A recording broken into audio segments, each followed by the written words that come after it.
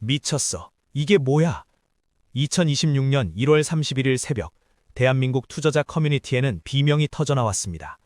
불과 몇 시간 사이 금값이 11% 폭락했고 은값은 무려 31%나 증발했습니다. 단 하루 만에 시가총액 1경 원이 사라진 겁니다. 내 노후 자금이 반토막도 아니고. 불과 일주일 전만 해도 금은 사상 최고가를 경신하며 5,600달러를 돌파했습니다. 은도 120달러를 넘어서며 제2의 금붐이라는 말까지 나왔죠.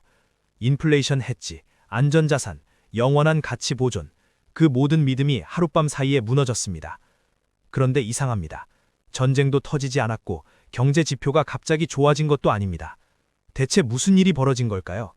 그리고 왜 하필 이 타이밍에? 오늘 우리는 2026년 금융시장을 뒤흔든 워시 쇼크의 진실을 파헤쳐봅니다. 2026년 1월 초 금융 커뮤니티는 축제 분위기였습니다. 금값은 온스당 5,600달러를 돌파했고 은값도 120달러를 넘어섰습니다. 1980년 헌트 형제 사태 이후 40년 만에 가장 뜨거운 귀금속 붐이었죠. 지금 안 사면 바보입니다. 금은 최소 7,000달러까지 갑니다. 은은 금보다 더 오릅니다. 금은 비율만 봐도 은이 저평가됐어요. 유튜브에는 금 투자 성공 스토리가 넘쳐났습니다. 한 유튜버는 3년 전 2,000달러에 샀던 금이 2.8배가 됐다며 자랑했고, 또 다른 이는 앞으로 10년은 금의 시대라고 장담했습니다. 이유도 그럴듯했습니다. 중국 인민은행은 14개월 연속 금을 매입했고, 각국 중앙은행들도 달러 의존도를 낮추려 금 보유량을 늘렸습니다. 중동 지정학적 리스크는 끊이지 않았고, 미국 국가부채는 36조 달러를 돌파했습니다. 달러는 끝났어요. 금만이 진짜 돈입니다.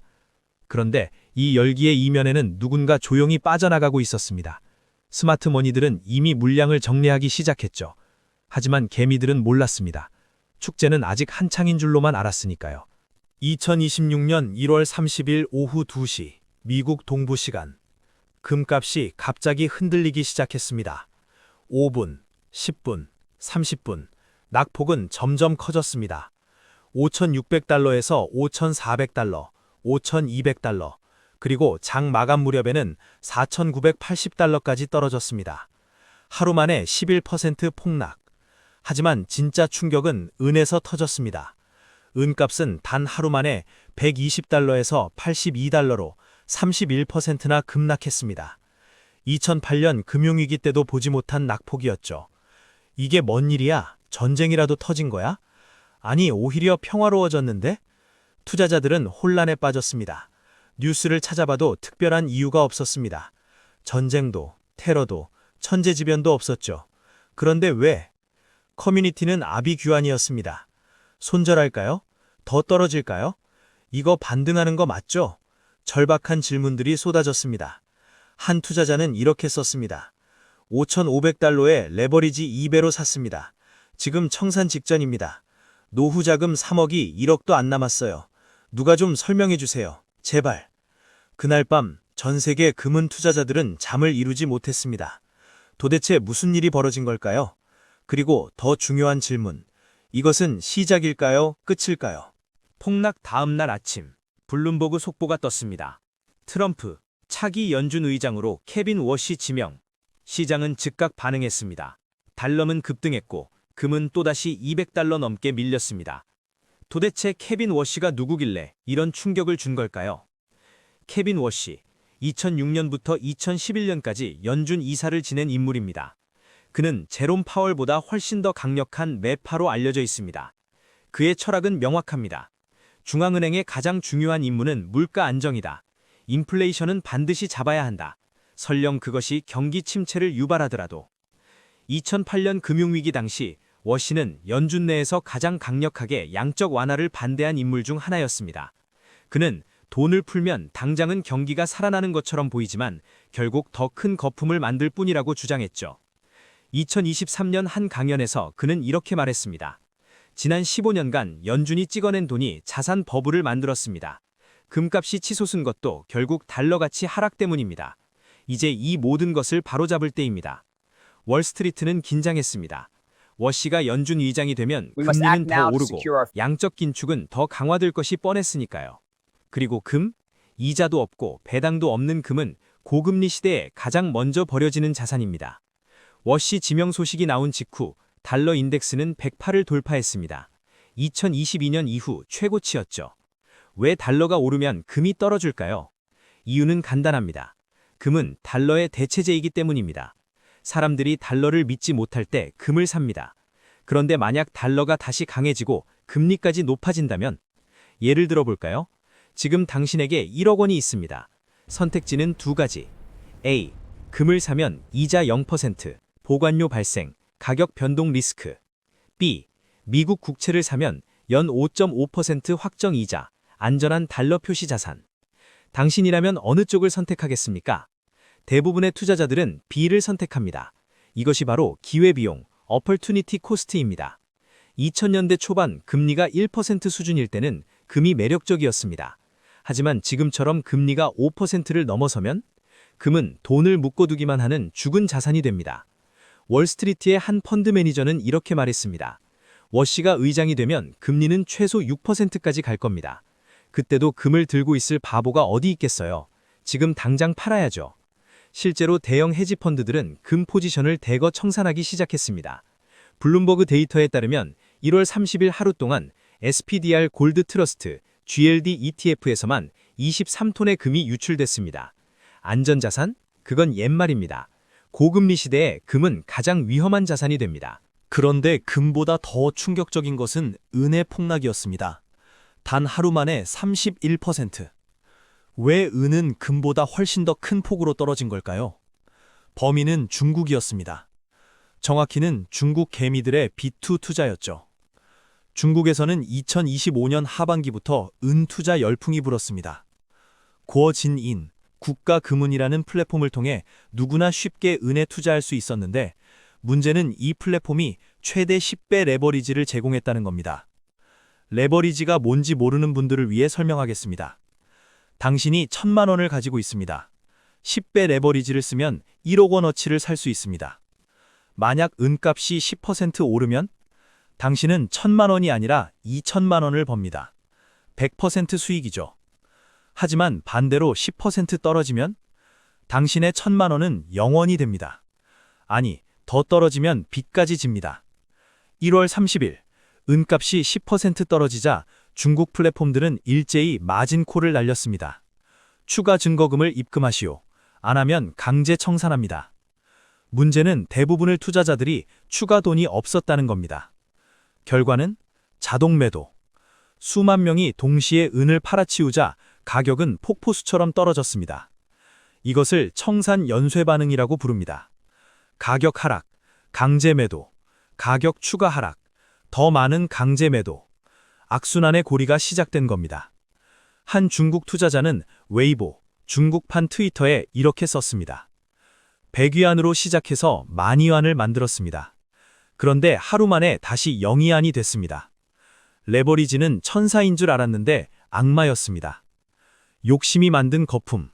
그 거품이 터지는 데는 단 하루면 충분했습니다. 금과 은의 폭락은 여기서 끝나지 않았습니다. 충격파는 암호화폐 시장까지 번졌습니다. 비트코인, 디지털 금이라 불리며 금과 함께 인플레이션 해지 자산으로 곽광받던 암호화폐.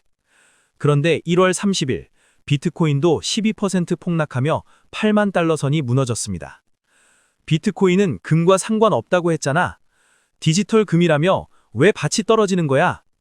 투자자들은 혼란스러워했습니다. 하지만 월스트리트는 이미 알고 있었습니다. 금이든 비트코인이든 본질은 같다는 것을. 둘 다 리스크 자산입니다. 고금리 시대가 오면 투자자들은 위험한 자산을 피합니다. 대신 안전하고 확실한 수익을 주는 자산, 즉 미국 국채나 달러로 몰립니다. 이것을 유동성 축소라고 부르죠. JP모건의 한 애널리스트는 리포트에 이렇게 썼습니다. 월시 쇼크는 단순히 금의 문제가 아닙니다. 이것은 유동성의 종말을 알리는 신호탄입니다. 연준이 돈줄을 조이면 금, 은, 비트코인, 심지어 주식까지 모두 타격을 받을 것입니다. 실제로 S&P 500 지수도 1월 30일 2.3% 하락했습니다. 나스닥은 3.1% 떨어졌죠. 테슬라 마이너스 5.2%, 엔비디아 마이너스 4.8%, 애플 마이너스 3.1%, 빅테크 주식들도 일제히 무너졌습니다. 한 트레이더는 블룸버그 인터뷰에서 이렇게 말했습니다. 이건 시작입니다. 월시가 정말로 의장이 되면 우리는 2022년보다 더 심한 하락장을 겪게 될 겁니다. 금융시장 전체가 흔들리고 있었습니다. 이것은 정말 조정일까요? 아니면 대폭락의 서막일까요? 워시 쇼크를 두고 전문가들의 의견은 극명하게 갈렸습니다. 낙관론, 이건 건강한 조정입니다. 골드만삭스의 제프 커리 원자재 리서치 글로벌 책임자는 이렇게 말했습니다. 금은 5,600달러까지 너무 빨리 올랐습니다. 과열된 시장에서 버블이 빠지는 건 당연한 일이죠. 하지만 장기적으로 금의 펀더멘탈은 여전히 강력합니다. 중앙은행 매수는 계속되고 있고 지정학적 리스크도 사라지지 않았습니다. 4,800달러 선만 지켜주면 다시 반등할 겁니다. 피터 쉬프, 유명 금 투자 전문가도 비슷한 입장이었습니다. 워시가 의장이 돼도 금리를 영원히 높게 유지할 순 없습니다. 미국 정부 부채가 36조 달러인데 금리 6%면 이자만 연 2조 달러입니다. 결국 연준은 다시 금리를 내릴 수밖에 없고 그때 금은 폭등할 겁니다. 비관론, 이것은 대세 하락장의 시작입니다. 반면 누리엘 루비니 뉴욕대 교수는 강력한 경고를 날렸습니다. 워시 쇼크는 2026년 대폭락의 서막입니다. 연준이 긴축을 강화하면 자산시장 전체가 붕괴할 겁니다. 금은 3,500달러까지 떨어질 수 있고 주식은 30% 이상 하락할 것입니다. 지금 당장 현금을 확보해야 합니다. 모건 스탠리도 신중한 입장을 냈습니다. 워시의 취임은 최소 6개월 후입니다. 그 전까지 시장은 극심한 변동성에 시달릴 것입니다. 금 투자자들은 당분간 방어적 포지션을 취하는 게 현명합니다. 정치적 배경, 트럼프 vs 연준의 독립성. 여기서 흥미로운 점은 트럼프의 속내입니다. 트럼프는 대선 기간 내내 금리를 내려야 한다고 주장했습니다. 그런데 왜 하필 초강력 매파인 워시를 지명한 걸까요? 정치 전문가들은 이렇게 분석합니다. 트럼프는 워시를 통해 연준을 길들이려는 것이라고. 워시를 임명해서 일단 인플레이션을 확실히 잡은 뒤 나중에 트럼프가 직접 금리 인하를 압박하겠다는 전략이라는 겁니다. 하지만 연준의 독립성은 역사는 보여줍니다. 정치와 중앙은행이 충돌할 때 시장은 항상 혼란에 빠집니다. 그렇다면 우리 같은 개인 투자자들은 어떻게 해야 할까요? 지금 당장 실천할 수 있는 생존 전략을 알려드리겠습니다. 전략 1. 패닉셀 절대 금지. 떨어지니까 일단 팔고 봐야지. 이것이 가장 위험한 생각입니다. 역사를 보면 패닉에 파는 순간이 바로 바닥인 경우가 많습니다. 2020년 3월 코로나 폭락 때를 기억하십니까? 금은 1,800달러에서 1,450달러까지 떨어졌습니다. 그때 판 사람들은 2개월 후 2,000달러 돌파를 지켜만 봐야 했죠. 지금 필요한 건 냉정함입니다. 당신이 금을 산 이유를 다시 생각해 보세요. 단기 투기였나요? 아니면 장기 자산 보존이었나요? 전략 2. 주요 지지선 4,800달러 사수 여부 확인. 기술적 분석을 보면 금의 중요한 지지선은 4,800달러입니다. 이 선이 깨지면 4,500달러, 심하면 4,200달러까지 내려갈 수 있습니다. 2월 2일 기준 금값은 4,850달러 선에서 버티고 있습니다. 앞으로 2주가 중요합니다. 4,800달러를 지켜내면 반등 가능성이 높고 깨지면 추가 하락을 각오해야 합니다. 매일 차트를 확인하세요. 하지만 단타는 하지 마세요. 차트만 보면 손절하고 싶은 유혹이 커집니다. 전략 3. 달러 인덱스와 워시 청문회 일정 주목. 금값의 향방을 결정하는 두 가지 변수가 있습니다. 1. 달러 인덱스 DXY. 현재 108 수준. 만약 110을 넘어서면 금은 더 떨어질 겁니다.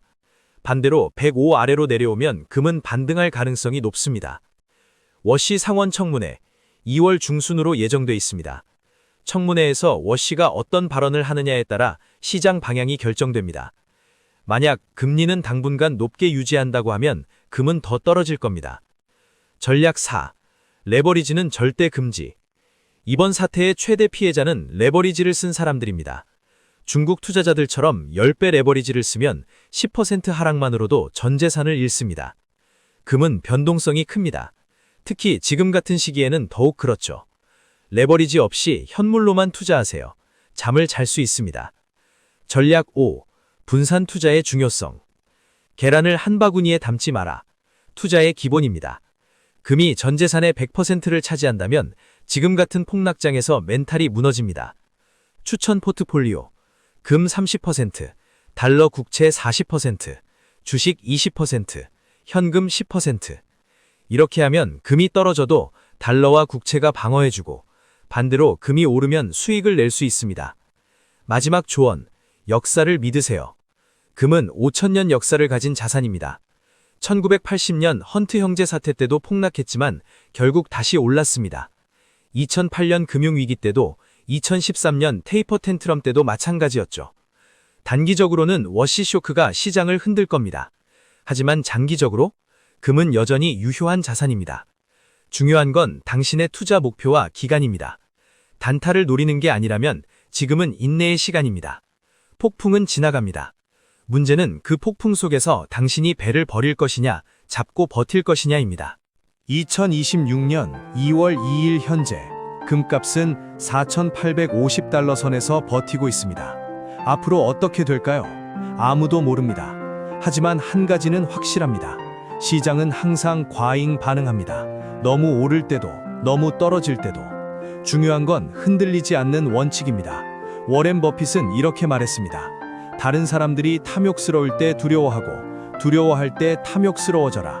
지금 모두가 두려워하고 있습니다. 어쩌면 이것이 기회일 수도 있습니다. 아니면 정말로 대폭락의 시작일 수도 있습니다. 당신의 선택은 무엇입니까? 구독과 좋아요는 더 나은 컨텐츠를 만드는 힘이 됩니다.